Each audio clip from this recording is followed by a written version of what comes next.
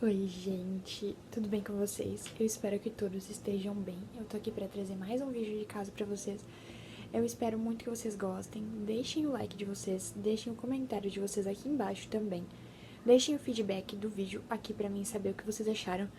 Compartilhem esse vídeo com quem vocês acham que se interessa por esse tipo de assunto. E é isso, gente. Vamos pra casa. Gente, esse caso que eu trouxe, ele é extremamente bizarro e ele é bem interessante, então por isso eu resolvi trazer, porque ele envolve um menor de idade. Mas dessa vez o menor de idade não é vítima nessa história, ele é o criminoso culpado. E quem fez essas coisas cruéis e horrendas que eu vou estar contando pra vocês aqui, ele não é a vítima. Pela primeira vez quase aqui no canal, né? Então, o pré-adolescente, no caso, é o causador disso tudo. Vamos lá, gente. O caso que eu trouxe pra vocês é o caso do Jesse Pomeroy. E ele foi o primeiro adolescente a ser condenado com pena de morte lá nos Estados Unidos, né? Em Massachusetts. E ele ficou conhecido como Demônio Vermelho e Garoto Demoníaco de Boston. Então, assim, a fama dele não era nada boa, né? Mas isso tudo tinha motivo, né? Foi pelas coisas cruéis e terríveis que ele acabou cometendo que ele ficou reconhecido dessa forma e com essa má reputação e essa má fama. E eu vou estar falando um pouquinho sobre isso tudo pra vocês. Quem foi esse cara, né? Ele foi uma criança assassina. É um dos assassinos em série, né? Porque ele vai ser tipo um serial killer e mais novos que já existiu, tipo, pelo menos nas histórias dos Estados Unidos, né? No que se refere aos Estados Unidos. Então, ele nasceu em Charleston no ano de 1859 e ele cometeu vários crimes e todos eles eram assassinatos, torturas, né? E tudo isso a sangue frio. Então, assim, foi uma coisa extremamente terrível, tudo que as pessoas passaram na mão dele, né? Ele nasceu numa família bem perturbada e bem desestruturada, né? O pai dele batia nele com um cinto. O pai dele também fazia com que ele ficasse nu para que ele pudesse bater e que doesse mais no filho. E ele também aproveitava essas situações para poder abusar do menino. Já que ele estava nu, ele estaria vulnerável, então ele se aproveitava dessa situação.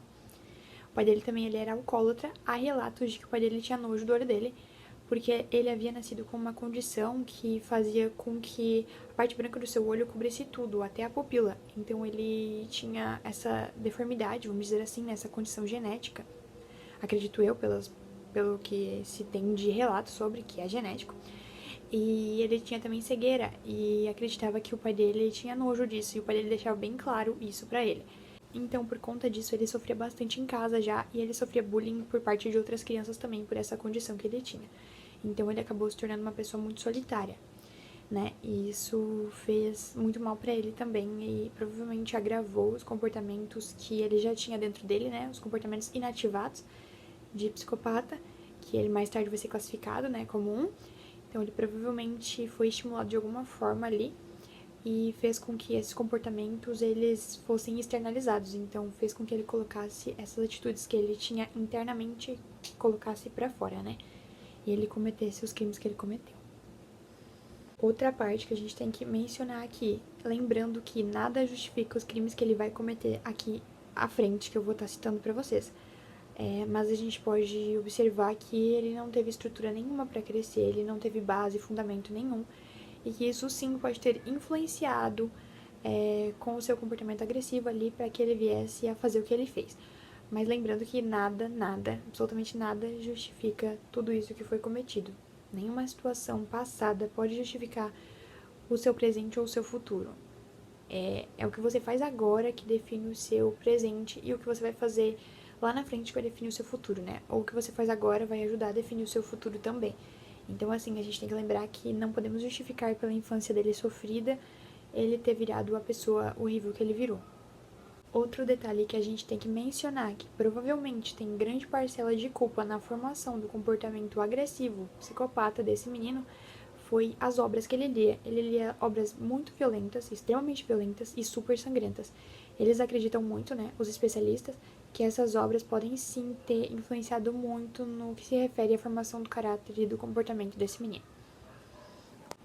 O que muitas das pessoas acreditam é que ele já nasceu com essa predisposição para fazer essas atrocidades, né, para matar, por exemplo, e que isso levantou vários questionamentos e também eles começaram a estudar vários comportamentos, né, e estudar o seu DNA, porque eles queriam saber se tinha como uma pessoa nascer com aquilo já meio que dentro do seu DNA, né, para que fosse fazer com que aquela pessoa se tornasse uma pessoa extremamente agressiva, né. se a formação genética ali tinha alguma coisa a ver com isso. No dia 22 de dezembro de 1971, quando ele tinha 12 anos de idade, ele cometeu o seu primeiro ato violento, né? Ele externalizou aquela primeira atitude que remetia ao comportamento agressivo que ele tinha dentro dele. Então, ele raptou um menino que ele era mais novo que ele, o menino tinha 6 anos de idade na época. Ele levou o menino para um lugar isolado, lá ele amarrou ele em uma viga com uma corda e ele espancou o menino. Ele fez isso com 6 garotos, né? A idade deles era entre 6 e 12 anos, se eu não me engano. E isso tudo num período de 9 meses, né? Ele acabou colocando uma faca, né? Depois, mais pra frente, junto com os episódios de tortura. Então, ele adicionou a faca como elemento ali principal para que ele pudesse agredir com ela também os meninos que ele capturava, né? A partir disso, ele foi sentenciado a 6 anos, né, num reformatório, porém logo ele foi liberado no ano de 1874. E nisso ele já tinha 14 anos de idade. Ele ficou preso por apenas 1 ano e 5 meses e ele foi solto devido a um bom comportamento que ele havia tido naquele local. Ele acabou então nesse momento, nesse período da vida, voltando para sua família. Nessa época a mãe dele era dona de uma loja de roupas, né, de costura, e o irmão dele era vendedor de jornais. A primeira vítima comprovada dele foi a Katie Cron. Ela era uma menina de 10 anos que havia desaparecido nas ruas de Boston. E posteriormente eles encontraram o corpo de um menino que havia desaparecido também, né? O menino se chamava Horace Millen e ele tinha 4 anos de idade. E o corpo dele foi encontrado cortado em um pântano. E alguns meses depois a polícia acabou então encontrando o corpo da Katie no porão da loja da mãe do Jesse. E então, a partir disso, ele foi sentenciado, né? Ele recebeu uma condenação do Supremo Tribunal Judicial do Condado de Suffolk em dezembro de 1874. Lembrando que eles só encontraram o corpo da menina porque a polícia já estava desconfiando dele, né? Dele estar envolvido em todos esses crimes, então eles desconfiados, eles só estavam esperando prova suficiente para que pudessem culpar ele por aqueles crimes e que a condenação fosse feita, né? A partir disso, então, ele foi sentenciado a uma prisão perpétua na prisão estadual de Charleston. Ele começou então o seu confinamento solitário quando ele tinha 16 anos de idade. Lá ele passava muito tempo na biblioteca, o que fez com que ele estudasse muito e ele passou a aprender alguns idiomas estrangeiros, incluindo o hebraico e alemão. Lá ele também escreveu algumas poesias que ele exigiu mais tarde que fossem publicadas. Ele também estudou livros de direito porque ele queria voltar atrás, vamos dizer assim, recorrer às decisões legais que estavam sendo tomadas em relação à sua condenação. Então, para ele poder ter um conhecimento um pouco maior ali, ele começou a estudar direito também lá na biblioteca da prisão. Quando ele tinha seus 55 anos de idade e 38 anos de prisão, ele foi submetido a um relatório psiquiátrico que observou que ele havia tentado fugir da cadeia entre 10 a 12 vezes, mas nenhuma vez com sucesso, né? E que nessas tentativas dele, ele utilizava cordas, canetas de aço e uma furadeira que ele havia encontrado na sua cela. O relatório afirma que ele havia demonstrado a maior ingenuidade e uma persistência sem precedentes na história da prisão, e que ele estava em bom estado de consciência, mas em nenhum momento ele demonstrava arrependimento, ele era altamente egoísta. No ano de 1928, ele já estava com sua saúde bem frágil e debilitada, e ele já estava com uma certa idade.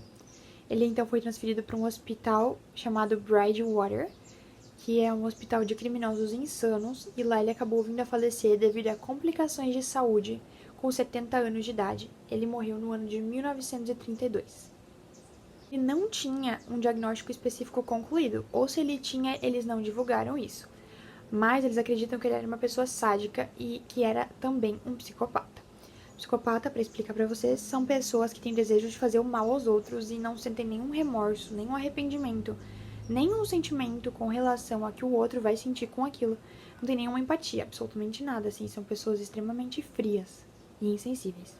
Psicólogos tratam psicopatas sendo como uma condição de nascença, que é meio que ativada por estímulos externos, então pode ser alguma coisa que acontece ali na sua vida que vai fazer com que você desencadeie essa sua personalidade que tá dentro de você ali, que só não está ativada, vamos dizer assim, mas vai fazer com que ela desencadeie e que ela seja externalizada para o meio em que você está inserido. E o diagnóstico para ele, a hipótese que eles tinham é de psicopatia, porque a violência dele, ela se mostrou em uma idade muito pequena.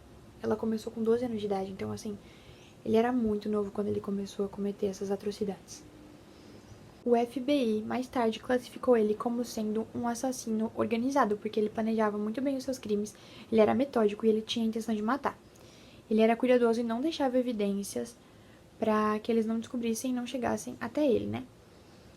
Ele também foi classificado como assassino de luxúria, porque a sua motivação ela era para fins sexuais, né? O modus operandi dele envolvia isso. Esse tipo de assassino ele costuma ser torturando as vítimas e depois ele pratica necrofilia e canibalismo com elas, né? E ele também cometia atos sexuais com ele mesmo, vamos dizer assim, se é que vocês me entendem, para não usar as palavras, para não ficar tão pesado, enquanto ele chicoteava suas vítimas. Isso tudo enquanto eles estavam nus em um frio extremo, ou seja, a tortura era muito grande. Esse assassino foi extremamente frio, cruel e horrível, gente. Tudo que ele cometeu, assim, foi muito absurdo. E as vítimas que ele fez durante a sua vida, assim, foi muita gente que ele acabou destruindo a vida. Então, eu achei esse caso bem interessante para trazer para vocês. Eu quero que deixem a opinião aqui embaixo do que vocês acharam desse caso que eu trouxe agora. E deixem sugestões de caso que vocês querem que eu traga aqui pra vocês. Não esqueça de se inscrever no canal também.